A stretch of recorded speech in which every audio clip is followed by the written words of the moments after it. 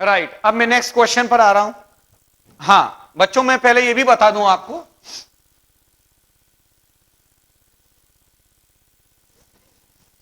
ये heat capacity को लेकर समझाया, इसका एक एप्लीकेशन हमारा और चलता रहेगा। इसका जो एप्लीकेशन पार्ट है वो अभी और चलेगा आगे। अभी मैं एक नई चीज पर आ रहा हूं। नई चीज है हमारी कि अगर मान लीजिए कि आपको एडियाबेटिक प्रोसेस, मैंने क्या बताया था आपको कि अगर इरिवर्सिबल प्रोसेस है, फिर से एक बार मैं रिपीट कर रहा हूं दो तीन इंपॉर्टेंट बातों को। पहला कि अगर प्रोसेस इरिवर्सिबल है और वर्क निकालना है तो आप कहते हैं W is equal to minus P external V2 minus V1। अगर मान लीजिए कि आइसोथर्मल रिवर्सिबल प्रोसेस है और उसमें वर्क निकालना है, work done in case of reversible, आप कहते हैं minus nRT natural log V2 upon V1। This is for the isothermal reversible process. ये वर्क आप निकालते हैं। अब मान लीजिए कि हमारे पास जो प्रोसेस है वो एडियाबेटिक है। If the process is adiabatic, then उस सिचुएशन के अंदर आप वर्क को कैसे कैलकुलेट करते हैं, ये मैं जरा इसके कुछ इंपॉर्टेंट बातें बता रहा हूं आपको। राइट, उसके बाद फिर हम क्वेश्चंस पर आएंगे। बिल्कुल ध्यानपूर्वक सुनिएगा कि एडियाबेटिक रिवर्सिबल प्रोसेस हो तो आप कैसे निकालेंगे वर्क। तो अगेन, अगर हम फर्स्ट लॉ ऑफ थर्मोडायनामिक्स की बात करें, delta U is equal to Q plus W होता है। और आप ये भी कह सकते हैं कि delta U is equal to W in case of adiabatic process.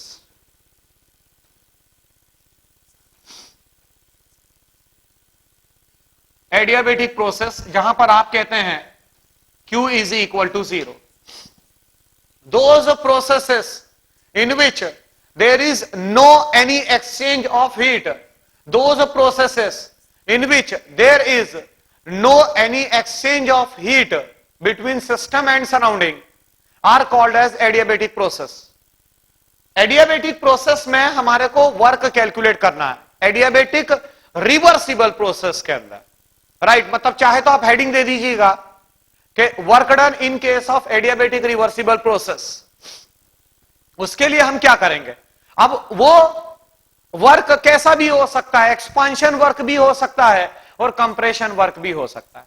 और क्योंकि मैं रिवर्सिबल प्रोसेस की बात कर रहा हूं, सारे बच्चे ध्यान रखिएगा, रिवर्सिबल प्रोसेस को मैं लेकर बात कर रहा हूं।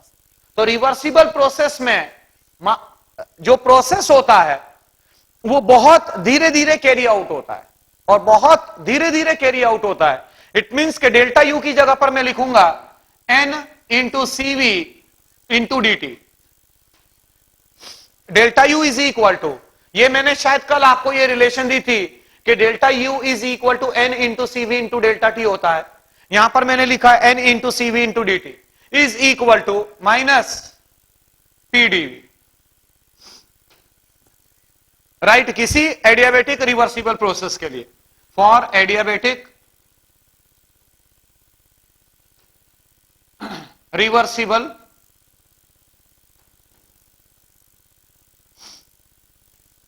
Adiabatic reversible process NCVDT is equal to minus PDV.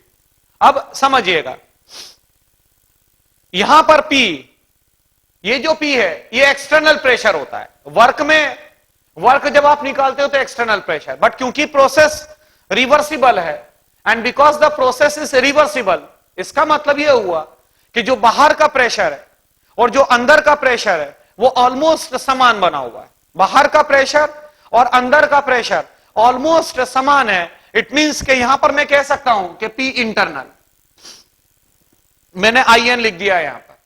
समझिएगा मेरी बात को, क्यों? क्योंकि रिवर्सिबल प्रोसेस है और रिवर्सिबल प्रोसेस के अंदर बाहर का प्रेशर और अंदर का प्रेशर समान, ऑलमोस्ट समान बना रहता है, इसीलिए यहां पर P इंटरनल लिख दिया। और मैं अच्छी तरीके से जानता हूं कि किसी गैस के लिए मैं बात करूंगा तो मैं बोलूंगा PV is equal to nRT। It means P is equal to nRT upon V। तो ये जो P है मतलब प्रेशर ऑफ द गैस है, प्रेशर ऑफ द गैस मैंने लिया है, तो प्रेशर ऑफ द गैस की जगह पर मैं nRT अपॉन V लिख सकता हूं। इट मींस कि अब ये मेरा एक्सप्रेशन हो जाएगा NCV/dt is equal to minus nRT into dV upon V।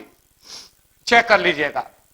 अब ये टेम्परेचर को यहां पर आप ले आइए, इट मींस ये हो जाएगा NCV/dt upon T is equal to minus NR it is dV upon V।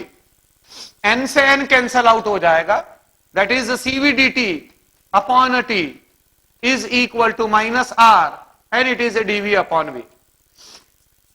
Process adiabatic है, और क्योंकि प्रोसेस एडियाबेटिक है तो एडियाबेटिक एक्सपांशन भी हो सकता है, कंप्रेशन भी हो सकता है, मतलब वॉल्यूम में परिवर्तन आ रहा है, टेम्परेचर में परिवर्तन आ रहा है, राइट। अब मैं इसको इंटीग्रेट करूंगा, तो अगर मैं इंटीग्रेट करूंगा टेम्परेचर T1 से T2 और वॉल्यूम V1 से आप V2 तक जा रहे हैं, इट मींस ये हो जाएगा मेरा CV natural log T2 upon T1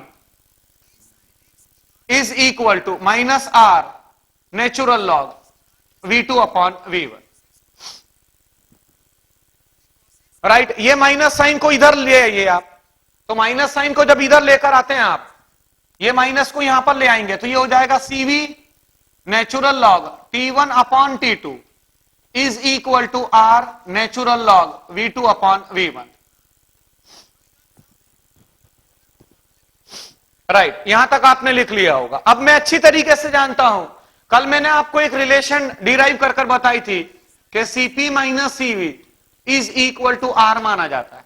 it means ये हो जाएगा CV natural log T1 upon T2 is equal to CP minus CV natural log V2 upon V1। और आप कह सकते हैं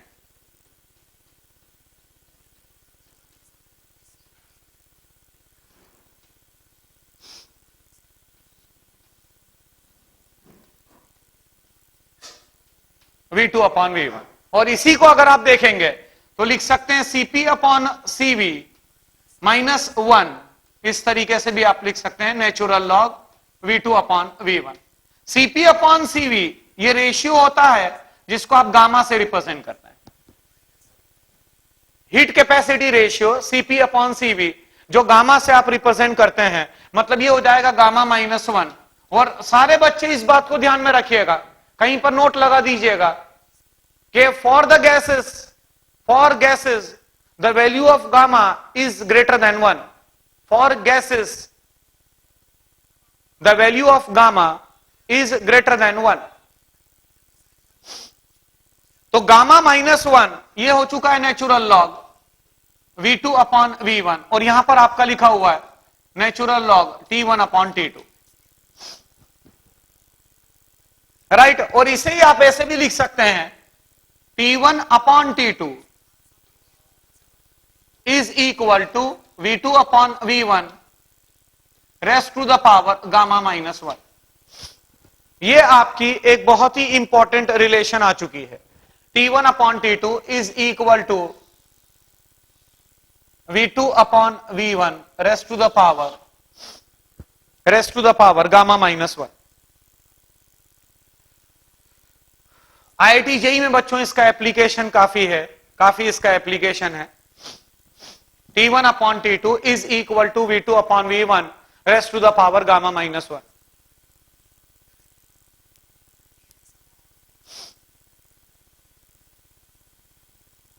अब इसी से हम एक और रिलेशन डेवलप कर रहे हैं, देखिएगा।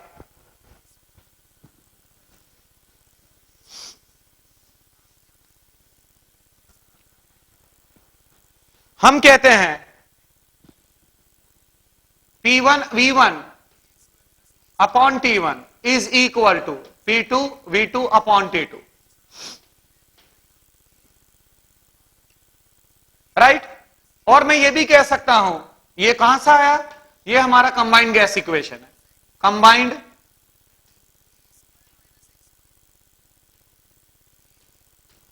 Combined gas equation. और इसे ही आप ये भी कह सकते हैं कि P1V1 upon P2V2 is equal to T1 upon T2, right. अब ये जो T1 अपॉन T2 है, इस T1 अपॉन T2 की जगह पर आप ये पुट कर सकते हैं P1V1 upon P2V2। It means ये हो जाएगा P1V1 upon P2V2 is equal to V2 upon V1 rest to the power gamma minus 1। और आप कह सकते हैं P1 upon P2 is equal to V2 upon V1 rest to the power gamma minus 1 into V2 upon V1।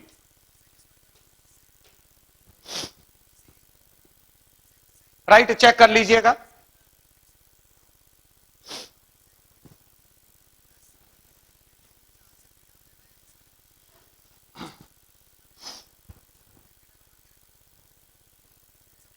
और ये हमारा ultimately derive होगा P1 upon P2 is equal to V2 upon V1 rest to the power gamma हो जाएगा। Gamma -1 +1, -1 से +1 cancel out हो जाएगा। It means ये मिल जाएगा P1 upon P2 is equal to V2 upon V1 rest to the power gamma. और you can say P1 V1 gamma is equal to P2 V2 gamma. ये आपकी एक और रिलेशन आ चुकी है। उसी तरीके से अगर टेम्परेचर और प्रेशर की बात करूं तो टेम्परेचर और प्रेशर की जो रिलेशन डेवलप होगी, राइट, वो अब आप डेवलप कर लीजिएगा। That is T1 upon T2 raised to the power gamma is equal to P2 upon P1 raised to the power 1 minus gamma. मतलब तीन रिलेशन मैंने आपको दी है। पहली वाली थी टेम्परेचर और वॉल्यूम के बीच में, दूसरी वाली ये वाली सेकंड जो प्रेशर वॉल्यूम के बीच में है, और ये तीसरी रिलेशन जो टेम्परेचर और प्रेशर के बीच में।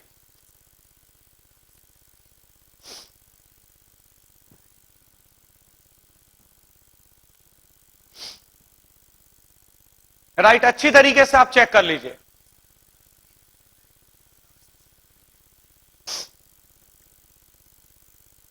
राइट, अब कैसे आप इस्तेमाल करना है इस रिलेशन को, जल्दी से क्वेश्चन लिखिएगा। 1 mole of an ideal monoatomic gas, 1 mole of an ideal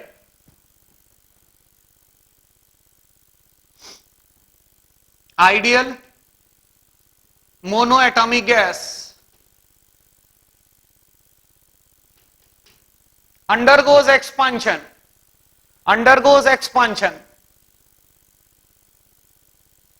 adiabatically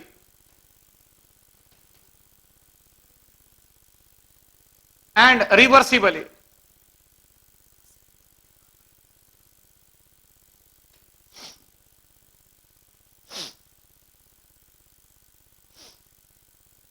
Initially at a 27 degree centigrade. Initially at a 27 degree centigrade.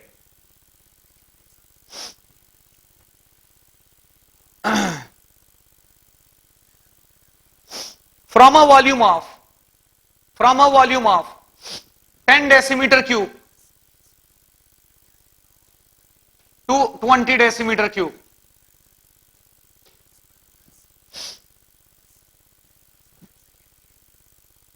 Calculate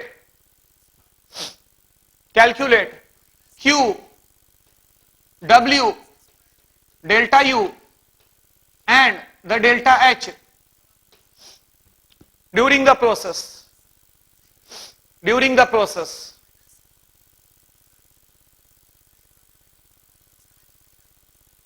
Given CV is equal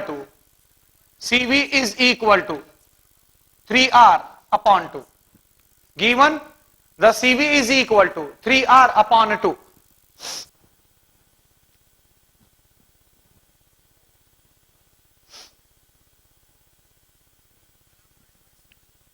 हाँ, इस क्वेश्चन पर आइएगा पहले, उसके बाद मैं वो चेंज करवाऊंगा। तो यहां पर 1 मोल है हमारे पास आइडियल मोनो एटॉमिक गैस। सबसे पहले तो Q, क्योंकि प्रोसेस एडियाबेटिक है, and because the process is adiabatic, it means the Q is equal to 0 हो जाए। Q is equal to 0। कैसा भी हो, रिवर्सिबल हो, इरिवर्सिबल हो, राइट, जो Q की वैल्यू रहेगी, that value of Q it is equal to 0, right, process is adiabatic. अब दूसरा पार्ट आपसे पूछा गया है W, और फर्स्ट लॉ ऑफ थर्मोडायनेमिक्स कहता है delta U is equal to Q plus W। Q is equal to 0, it means delta U is equal to W, और डेल्टा U हम कहते हैं delta U is equal to N into CV into T2 minus T1, right. Question में आपको दे रखा है कि 1 मोल हमारे पास आइडियल गैस है, it means the value of N it is 1 into CV की वैल्यू आपको दे रखी है 3R/2। मान लीजिए कि कैलोरी में अपन चला रहे हैं, तो कैलोरी के अंदर जो R की वैल्यू होती है वो 2 लेते हैं आप, तो 3 इंटू R की value 2/2 into T2 minus T1। Check करिएगा, इनिशियल टेम्परेचर आपको 27 डिग्री सेंटीग्रेड दे रखा है, दैट इज 300 केल्विन, ये 300 केल्विन। तो ये 2 से ये 2 कैंसल आउट हो जाएगा, it means delta U is equal to 3 into T2 minus 300। But गौर से चेक करिएगा, यहां पर आपको T2 नहीं दे रखा है, फाइनल टेम्परेचर, तो फाइनल टेम्परेचर निकालना पड़ेगा। जो मेरी गैस है उस गैस का एक्सपांशन हुआ है adiabatically and reversibly, adiabatically and reversibly उसका एक्सपांशन हो रहा है। इसका मतलब यह हुआ कि जो सिस्टम है वो सिस्टम बाहर से हीट नहीं ले सकता, और सिस्टम क्योंकि बाहर से हीट नहीं ले सकता, right, what ever the work is done that is at the cost of its own internal energy, अपनी खुद की इंटरनल एनर्जी के बेसिस पर वर्क किया जाएगा, राइट। इसीलिए सिस्टम की इंटरनल एनर्जी कम हो जाएगी, एंड इंटरनल एनर्जी कम होगी, इसका मतलब यह हुआ कि फाइनल टेम्परेचर निश्चित रूप से आपको कम मिलेगा as compare to initial temperature. अब फाइनल टेम्परेचर निकालूंगा कैसे? मैंने आज आपको रिलेशन दी है, T1 upon T2 is equal to V2 upon V1 rest to the power gamma minus 1। Initial temperature 300 upon T2 is equal to V2 20 upon 10, gamma की value ये CV की वैल्यू है, तो CP की वैल्यू आ जाएगी 5R/2, CP upon CV 5/3 मिलेगा, 5/3 minus 1। Now take log, so log of 300 upon T2 is equal to 2/3 log 2, that is 0.2 मिल जाएगा मेरा। log 2 is 0.3, 0.3/3 that is 0.1, 0.1 into 2 0.2 हो जाएगा। मतलब ये हो गया log of 300 upon T2 is equal to this much, मतलब 300 upon T2 is equal to, anti log लेना पड़ेगा मुझे, 0.2 का मुझे एंटी लॉग लेना पड़ेगा, और ये जो एंटी लॉग मिलेगा वो तकरीबन आपको मिलेगा 1.58। जो एंटी लॉग की वैल्यू मिलेगी हमारे को 0.2 का anti log, that will comes out to be 1.58। It means मैं बोलूंगा T2 is equal to 300 upon 1.58। कोई बच्चा बताए कि ये वैल्यू कितनी मिलेगी? जल्दी से कोई बच्चा बताए कि ये T2 की वैल्यू कितनी मिलेगी?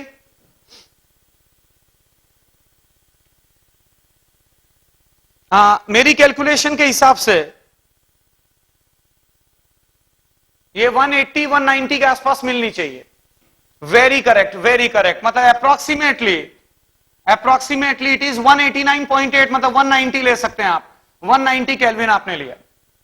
तो यहां से डेल्टा U आपको मिलेगा, delta U is equal to thrice of T2, T2 आपका 190 आया है, 190 minus 300, that is equal to, ये माइनस में चला जाएगा, ये -3 into 110 that is equal to -330। और चेक करिएगा बच्चों, जो आर की वैल्यू ली थी वो आर की वैल्यू कैलोरी में थी, तो इसीलिए ये जो डेल्टा यू मिलेगा आपको कैलोरी में मिलेगा, -330 कैलोरी। मैंने पहले ही आपसे कहा था कि प्रोसेस एडियाबेटिक है, इसका मतलब यह हुआ कि सिस्टम ने जो भी काम किया है that is at the cost of its own internal energy. इसका मतलब यह हुआ कि सिस्टम की अपनी एनर्जी कम हो जाएगी, ये नेगेटिव में आ गया, डेल्टा यू -330।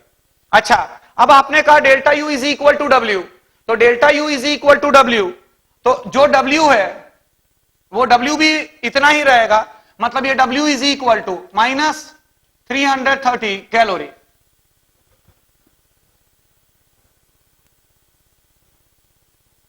राइट, अब चौथी चीज आपको निकालनी थी डेल्टा एच। हम जानते हैं delta H is equal to, delta H is equal to N into CP into T2 minus T1। Number of moles 1, CP 5R/2 and T2 minus T1। T2 minus T1 आप निकाल चुके हैं, -110। Are की value calorie में लीजिए, मतलब ये हो जाएगा -5 into 110 calorie, it means -550 calorie. ये आपका डेल्टा एच की वैल्यू भी आ चुकी है। Delta H is equal to -550 calorie.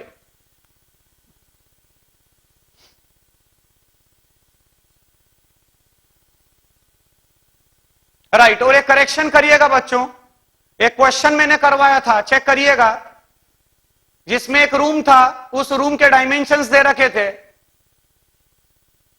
और उसमें एक बल्ब जल रहा था। उसमें जो डेंसिटी दे रखी है आपको, वो डेंसिटी हटा दीजिए, delete that density of air, क्योंकि वहां पर उसकी रिक्वायरमेंट नहीं है। जो आपको रूम था, उस रूम की जो हीट कैपेसिटी वैल्यू है वायु एयर की, वो मैंने आपको 0.71 जूल पर केल्विन पर मोल में दिया था, करेक्शन करवाया था। तो जूल पर केल्विन पर मोल में जब आपने किया था, तो वहां पर डेंसिटी ऑफ एयर का सिग्निफिकेंस खत्म हो गया, और डेंसिटी ऑफ एयर की जगह पर वहां पर लिख लीजिएगा, assume the air to behave as an ideal gas, assume air to behave as an ideal gas, assume air to behave as an ideal gas। बस, तो बच्चों कल अपन आगे इस पर चर्चा करेंगे। Right, that's all for today.